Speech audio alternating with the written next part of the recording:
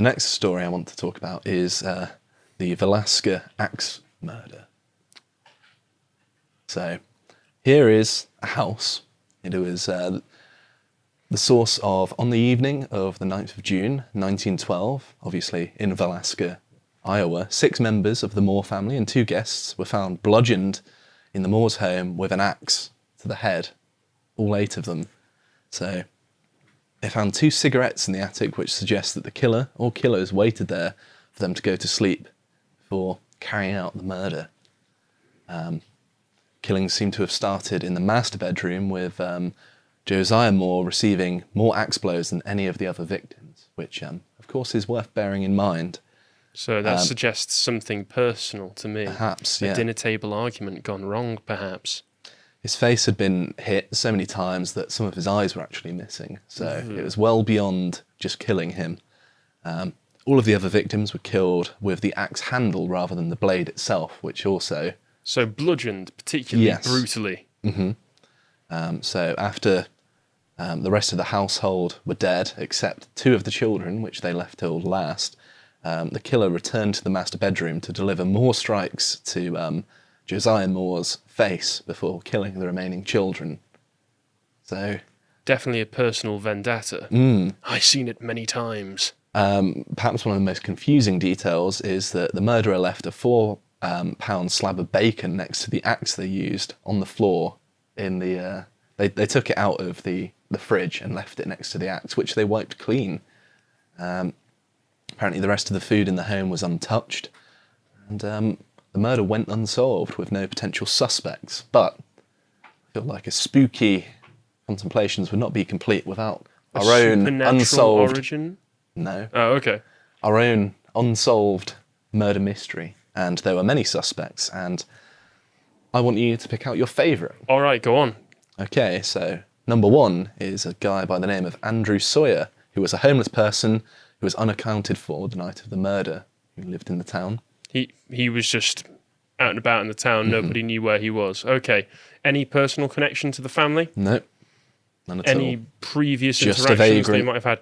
Okay, that I'm going to immediately just cross him off the list, because this seems to be far more personal. You might like this one a bit more then. So this is the Reverend George Kelly, who was a travelling minister that was in town the night of the murders. So he's noted as having a mental breakdown as a teenager, and as an adult he was actually accused of peeping on women getting changed. The day of the murders, the Moores went to his children's day service.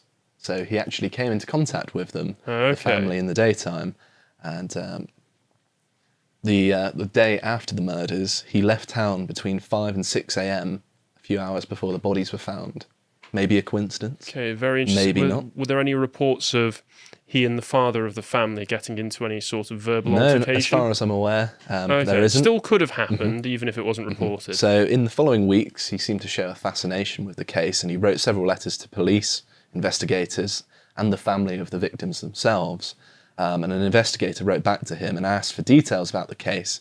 And the priest, I forgot what his title is, Reverend, sorry, wrote back and said that he heard that sounds... You're not a godly man. Not a godly man, you. No, that's true. I'm completely godless. Ooh. So yes, he claimed to have heard sounds and possibly witnessed the murder itself, or at least in his own words.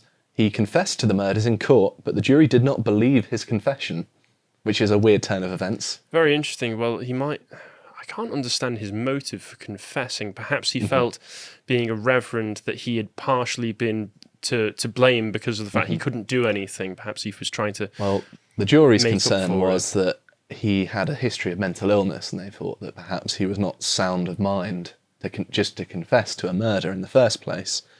2 years later, though, he was arrested for sexually harassing a woman who applied for a job as his secretary, and he was sent to a mental hospital. Okay. So 5 years after the murder, obviously after he'd been sent to this mental hospital, he was again arrested for the murders, confessed again, but eventually recanted his confession, and again he was acquitted by the jury. So there was some sort of focus upon him, seemingly reasonable. I mean, he confessed to it. Maybe him recanting the confession is the But real. he was also slightly crazy, so perhaps he was just confessing to confess. What about this next one then? So Frank F. Jones, who was the Iowa State Senator at the time. So Josiah Moore had worked for Frank Jones at his store for many years before leaving to set up his own store, and this took away business from Jones, including a very successful John Deere dealership, which I think John Deere make farming equipment, don't they? Like tractors. Yeah, yeah. Tractors, as we say it down Hey, my you way. should know. Yes, they do.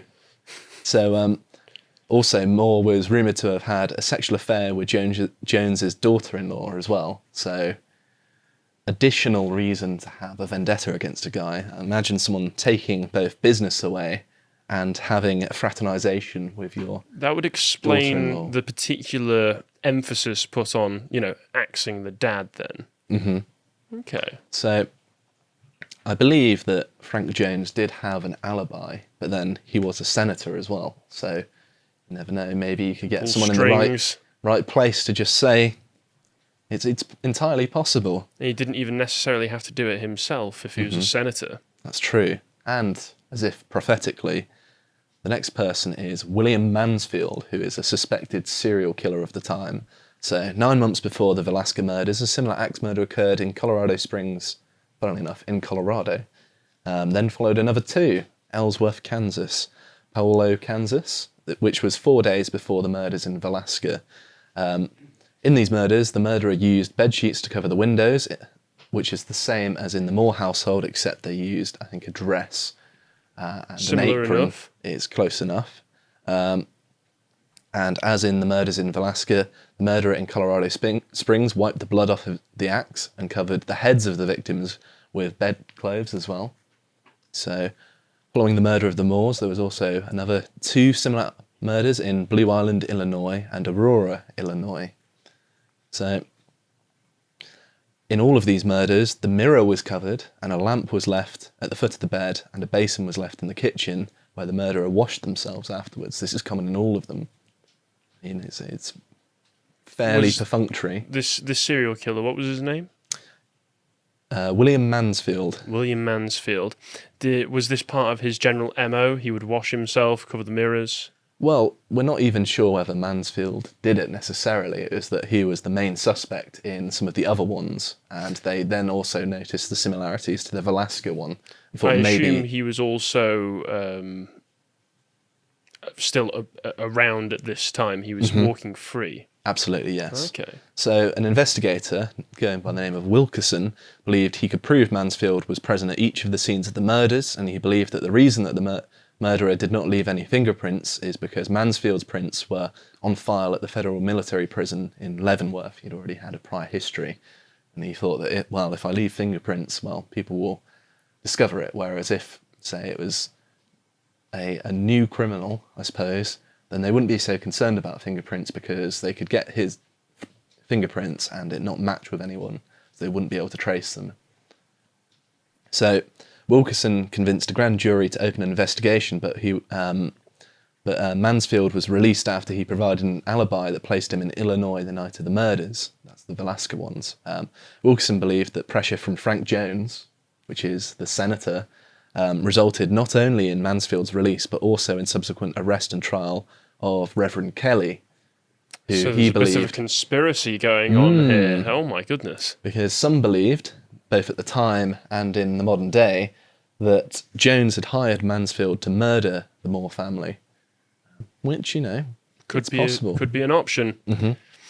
There are also some other prominent suspects there. Henry Lee Moore, who was convicted of killing his mother and grandmother with an axe in a similar manner to that of the Moores, although he is a Moore of no relation to the ones killed in this case. And Paul Mueller, who was another serial axe murderer. In 2017, a book was released by the title of The Man from the Train, which implicated Mueller in the murders.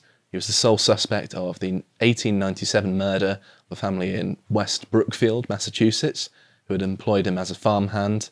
And the book proposes that the killer selected families that live next to railway tracks, which is where the book gets its title. So that's a recent book. I haven't actually read it. But if you want to figure out the murder for yourself, maybe worth checking out. But out of all the people, what do you think the most likely is? I don't know how likely it would be to be able to hire a serial killer, potentially, if you're going to go with the Frank Jones and Mansfield colluded. So I'm going to suggest the Mansfield did it if he's a known serial killer. He was accused but acquitted. Well, accused but acquitted, but if he or a serial killer who he was accused in place of, potentially by mistake, did this, is what I'm thinking. And then Jones took advantage of it for his own means and decided to try and cover it up and then blame it on this reverend fellow who's already mentally ill, already had been in the area at the time, already had left the morning of in suspicious circumstances. I can see how this would potentially be something that even if you didn't cause it yourself, you could maneuver to your advantage if you're a man of means. I think clearly the senator has the most motive, but I think the icing on the cake is targeting out Josiah more, who he was the only one who had a problem with. Why would the killer single him out particularly, other than if there was a personal vendetta there? Yes. Maybe you can make it look like the other axe murders, which I'm sure they were well aware of at the time. So yes, that isn't the end of the story. So the house was purchased in 1994 and restored to its 1912 condition and converted into a tourist destination. And of course, dark tourism. Yes. Big money maker. It costs $428 a night to stay at the old haunted home. Bloody they say hell. It's haunted. Yeah, they must be making a killing out of that. Pardon the pun. Sorry. You scurvy dog, you. Visitors have reported what they believe to be paranormal experiences, such as visions of a man with an axe roaming the halls and the faint screams of children. In November of 2014, though, Robert Stephen Lowerson, a 37-year-old from Wisconsin and a seasoned paranormal investigator, or at least he had been to multiple places. I don't know what constitutes a seasoned investigator, really.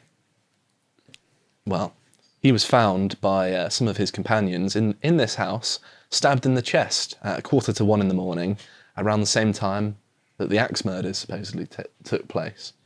He had to be helicoptered to hospital, and the wound was, surprisingly of all, reportedly self-inflicted. So, really, I've seen many opinions online of people saying that, well, he was doing it for attention. He was looking for ghosts. They're not real, so he manufactured something. But I think stabbing yourself in the chest to the point where you have to be helicoptered to hospital... That's going a bit far for the bit, isn't it? It is, yeah. And there's also the fact that once he recovered from his injuries, he refused to even talk about it. So you'd think that if he was doing it for publicity, he would have milked it, wouldn't he? Yeah, you would also think that if he wanted to dissuade people of thinking that he's... done it to himself, that he would try and give some kind of story, even if it was just, oh, somebody broke in and stabbed me, or something strange happened. But no, he just refuses to talk about it. That suggests to me that, I don't know. Something going on there, isn't there? Something might be. Have you ever watched the film 1408, Stephen King adaptation with John Cusack? He stars as a investigator, or he writes books about all of these tourist destinations for dark tourism, where he goes and sees if he does encounter any spooks and spectres. And of course, most of the time he doesn't, until finally he goes to the one place that does. Would you ever do anything like that? Go to these places that are said to be haunted, where paranormal events occur? Well, I know normally you're the one, haunting people, but how would you like the shoe to be on the other foot? Well, I wouldn't be too afraid because I don't believe in ghosts. So, I mean, it would be spooky. I mean, I'd feel a bit uneasy, but I could sleep soundly at night. There's an atmosphere that lingers in places like that, I think. Mm-hmm. Perhaps it's all the ghosts. To watch the full video, please become a premium member at lotuseaters.com.